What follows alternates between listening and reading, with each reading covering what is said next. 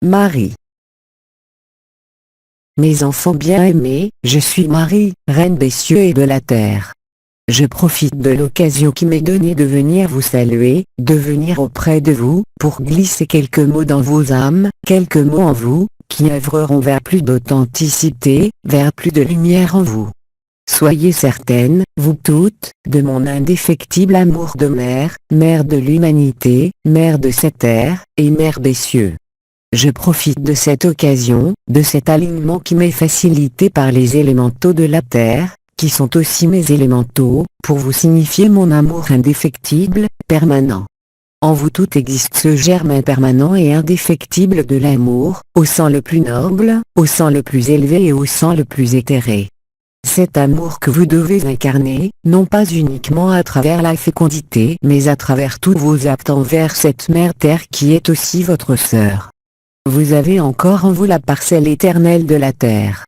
Vous avez en vous la parcelle éternelle de la mer, car vous êtes vous aussi mère, non pas en tant que mère favorisant l'incarnation d'enfants sur cette planète, mais en tant que porteuse de cette énergie de vie qui fait de vous des êtres uniques. À chacune d'entre vous, j'ai envie de dire que vous êtes une partie de moi et je suis une partie de vous, car en vous, manifesté ou non manifesté, présent ou non présent pour le moment, existe en vous ce germe, cette authenticité qui a fait de moi ce que je suis devenu, non pas ce que les hommes ont voulu que je sois, mais ce que j'étais déjà avant ma naissance. Cet idéal féminin que tout être humain recherche et en particulier que chaque homme recherche et que chaque femme possède au plus profond et qu'elle laisse plus ou moins facilement se manifester, mais qu'elle a, dans bon nombre de cas, beaucoup d'entités féminines travestissent à travers la mascarade de l'incarnation.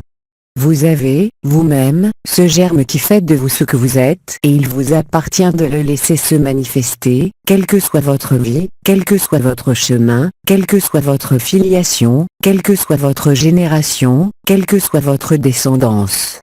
Il vous appartient déjà de manifester cette polarité féminine essentielle de mère par rapport à votre sœur la Terre, avant toute autre chose. Vous êtes le dépositaire du bien le plus précieux, qui n'est pas de pouvoir transmettre la vie, mais d'être le plus fidèle reflet et la plus fidèle incarnation de ce que l'on appelle le divin, de ce que l'on appelle la source. Vous êtes, en tant qu'entité féminine biologique, de par cette féminité qui est vous, les porteuses de la source, plutôt que des mères porteuses, vous êtes porteuses de la mer. Il y a en vous cet inconditionnel féminin, cet inconditionnel d'amour éternel, plus qu'inconditionnel, que vous devez laisser transparaître dans votre incarnation. Il n'y a pas d'âge pour cela, il n'y a pas de temps pour cela, car vous êtes au-delà du temps, mesdames. En vous, mes sœurs, je salue une parcelle que je connais car elle fait partie de moi, de même que je salue cette parcelle que je reconnais parce qu'elle fait partie de la Terre. La Terre est source, la Terre doit devenir une planète sacrée, c'est-à-dire, à son tour, devenir la source et donc le soleil d'une nouvelle vie. Vous avez en vous cette polarité, de par votre naissance, de par votre être, de par votre âme, vous êtes et vous allez devenir, celle que vous n'avez jamais cessé d'être, les sources de vie. Vous êtes les porteuses, non pas les porteuses d'enfants, mais les porteuses de la source.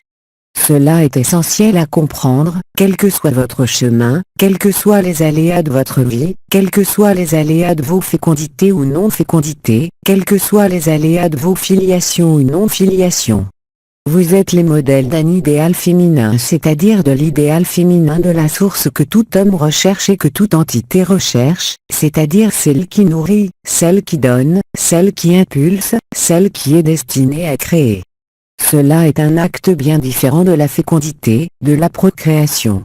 Je parle de la création authentique, je parle de la vraie création issue de la source, vous êtes cela avant toute autre chose et en cela je salue qui vous êtes.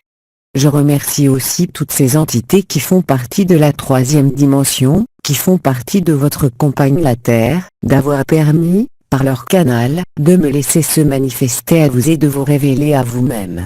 Et là, maintenant, dans cet instant de grâce et de communion, je vous demande de communier avec moi, d'abandonner toutes les images que vous avez construites, d'abandonner tous les rôles que vous tenez, pour n'être que vous-même, les porteuses de la source.